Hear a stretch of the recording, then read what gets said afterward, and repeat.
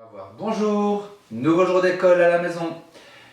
On va commencer comme d'habitude par compter le nombre de jours d'école total depuis la rentrée du mois d'août. Et on commence toujours avec notre grosse centaine, 100, 110, 120 et on finit par les unités.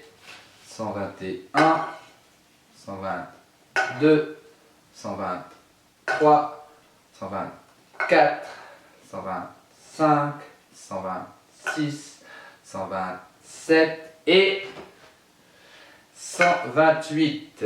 C'est donc votre 128e jour d'école.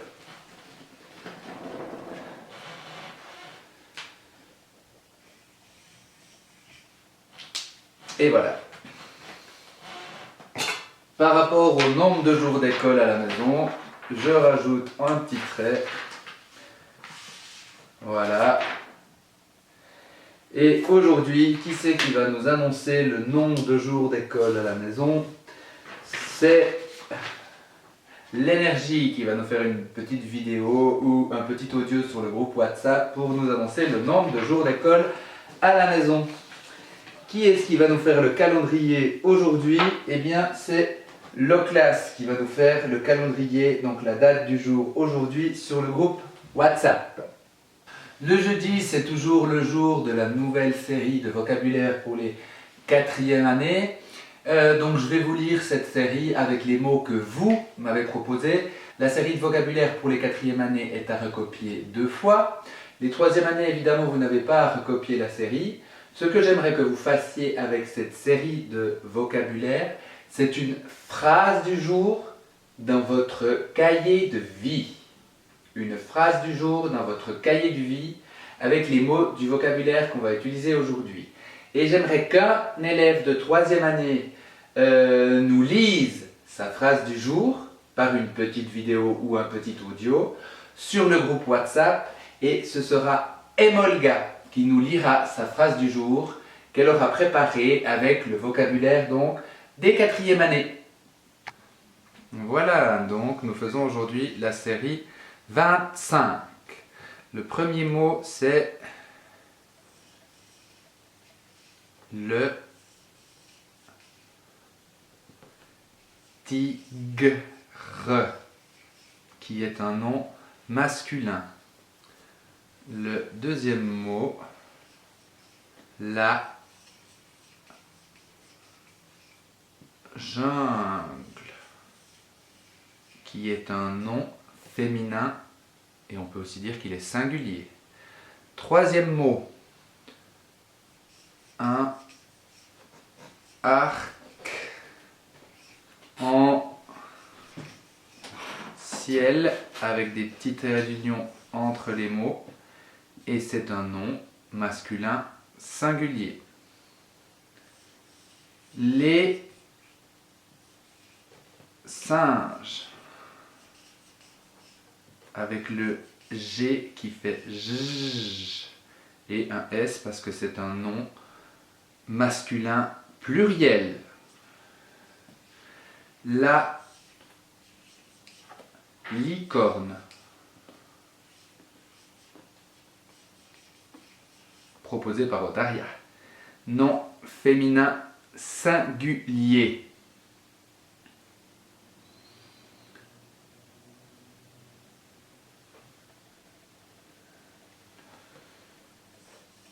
La nature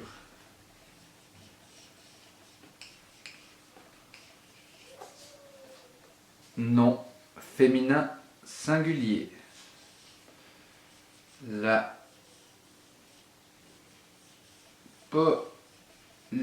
et là je peux couper après une syllabe, hein, pollution,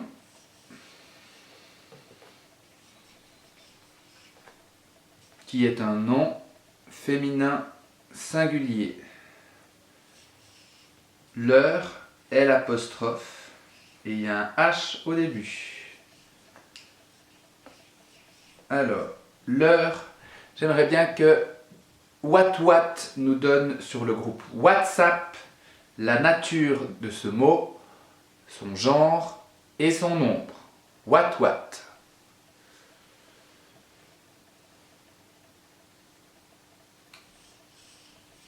Le bruit, B-R-U-I-T, et c'est un nom masculin singulier. Le balcon, nom masculin singulier. Le soir, nom masculin singulier. Et capturer,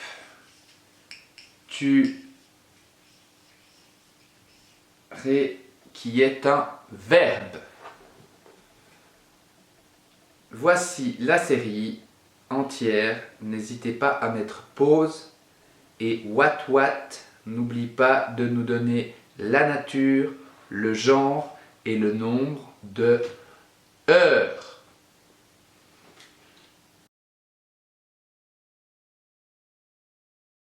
Et aujourd'hui, nous entamons la lecture de Même pas peur, donc, qui est un livre de 4e année. Mes élèves en ont déjà lu un petit bout, mais moi je vais vous relire les 2 premiers chapitres. Et le 3e chapitre, je ne vais pas vous le lire.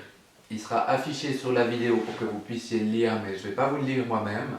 Ce sera à vous donc de le lire soit dans votre livre pour mes élèves qui l'ont à la maison, soit directement sur la vidéo pour ceux qui n'ont pas le livre. Et ensuite, je vous poserai évidemment des questions par rapport à cette lecture. Donc Même pas peur, c'est un livre qui a été écrit par Evelyne Reberg et illustré par Nancy Ribard. Et c'est aux éditions Magnard.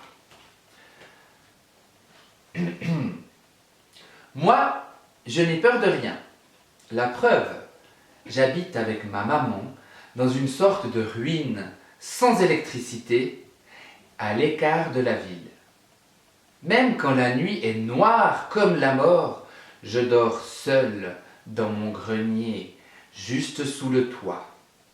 J'adore regarder les rats trottiner vers moi tout doucement dans l'obscurité. L'autre jour, l'un d'eux est venu me mordiller sous mon drap. Eh bien, ça m'a fait rire. Même pas peur. Mon immeuble en ruine, je l'adore. C'est le plus maigre, le plus tordu de la ville. De loin, il ressemble à un géant qui aurait le torticolis. À peine le vent souffle-t-il et ouh, il danse le rap. Même pas peur. Parfois, ma mère sort la nuit. Elle me laisse seule. Avant de partir, elle me dit « Ça ira, irai là ». Je hausse les épaules et je réponds « Sors, sors, petite maman, si ça t'amuse ». J'aime ça rester seule, même si ça doit durer des heures. Personne ne me crie plus « Irai là, fais attention, la porte bat, le vent s'engouffre dans le couloir, il va tout casser ». Ou bien « Irai là, fais attention, l'escalier est branlant, tu vas te casser la figure ». Dès que maman est partie, je joue à toutes sortes de jeux interdits. Et il m'arrive parfois de sacrées surprises, comme ce vendredi où... Chapitre 2. Nous sommes vendredi 13, c'est la nuit. Brrr, j'ose à peine raconter. Alors voilà, maman se prépare pour sortir, comme j'ai hâte qu'elle s'en aille. Elle met des heures pour se maquiller, c'est toujours pareil. Plus elle se fait belle, plus elle se fait vilaine. Ses yeux, on dirait qu'ils sont au beurre noir. Son visage, pâle comme une tombe. Ses ongles, elle les lime tout pointus, on dirait des griffes. Ouf! La voilà qui s'enveloppe enfin dans son long manteau, d'où vole la poussière. Du fond du couloir, elle me lance. « Je tâcherai de rentrer le plus tôt possible. » Je réponds. « Prends ton temps, reviens à l'aube si tu le désires, je ne crains rien. » J'entends enfin ses talons qui résonnent dehors dans la rue vide. Mon premier geste, fermer la porte à clé. Impossible, la serrure est détraquée. J'essaye d'attacher la poignée avec une ficelle, mais ça ne tient pas. N'importe qui peut entrer ici. N'importe qui. Bof, pourquoi t'en réfléchir? À moi la liberté. Vite, je grimpe jusqu'au grenier. De là-haut, je m'exerce à sauter les marches 5 par 5. Je ne saute pas, je vole. Je suis très bonne en gym. J'essaye même de bondir par-dessus la rampe d'escalier et de faire de l'escalade sur le mur. Pour m'éclairer, le clair de lune me suffit. On dirait une bouche d'ogre dans le ciel. Mes sauts d'araignée m'ont bien fatigué. Alors, je vais chercher ma poupée Vamp. Elle me ressemble. Dans sa grande chemise, on dirait une princesse maigrichonne comme moi. Elle a une tête de malade, tellement qu'elle est blanche. Moi, pareil. Elle a les cheveux raides et sales. Moi, pareil. Et elle a de grands pieds, comme moi. Mais elle n'a plus qu'un œil. Et deux dents, la pauvre Vamp. En tout cas, elle comprend tout. Mes silences et mes mots, c'est ma meilleure copine. Tu veux un peu de lecture, Vamp? Lui dis-je. Si tu y tiens, mais alors que ce soit court, répond-elle. Elle n'est pas emballée, car elle sait que je raffole des histoires affreuses. Les meurtres, les apparitions. Ah, miam, miam. J'aime tellement quand Vamp à la tremblote. J'aime tellement quand elle me supplie. Tais-toi, Irella. Je l'emmène donc dans la cuisine, cherche le journal de maman. J'espère qu'il contient des nouvelles bien croustillantes. Tandis que dehors, le vent couine, tandis que portes et fenêtres poussent des petits cris, je déchiffre la date. Vendredi 13 novembre. Et je commence à lire.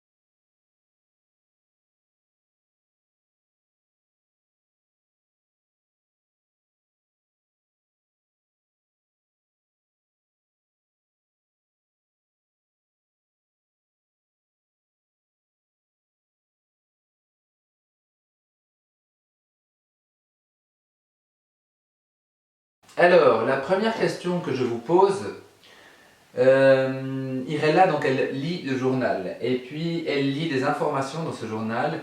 Elle lit notamment qu'un astéroïde va s'écraser sur la Terre et elle lit une autre information que 3 chats ont été tués. Quelle est la troisième information dans le journal et que je ne vous ai pas dite maintenant? Quelle est la troisième information qu'Irella a lue dans le journal? J'aimerais que vous notiez la réponse dans votre cahier de français sans oublier la date du jour. Deuxième exercice, j'aimerais que vous recopiez ce texte. Alors vous voyez qu'il y a des lacunes. Donc vous devez recopier le texte, mais vous devez rajouter des mots à la place des lacunes. Et évidemment, ça doit vouloir dire quelque chose. Et ça doit vouloir dire quelque chose en lien avec notre histoire. Donc vous devez choisir les mots pour que ça corresponde à notre histoire. Vous réécrivez le petit texte tout entier dans votre cahier de français.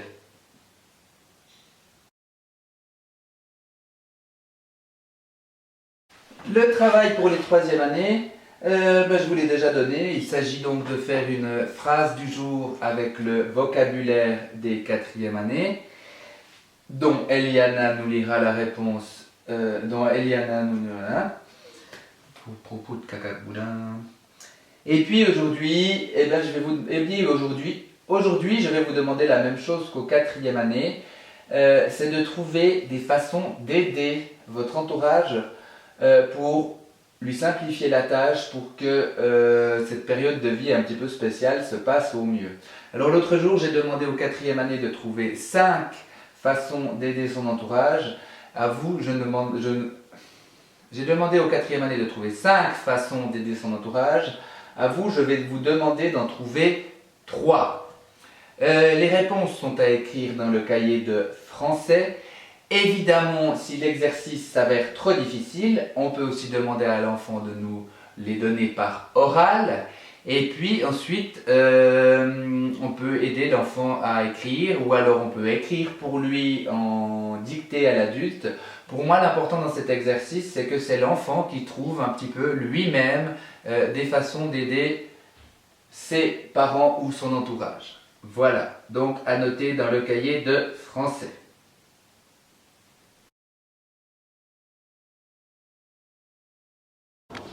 Voilà, vous voici dans ma cuisine.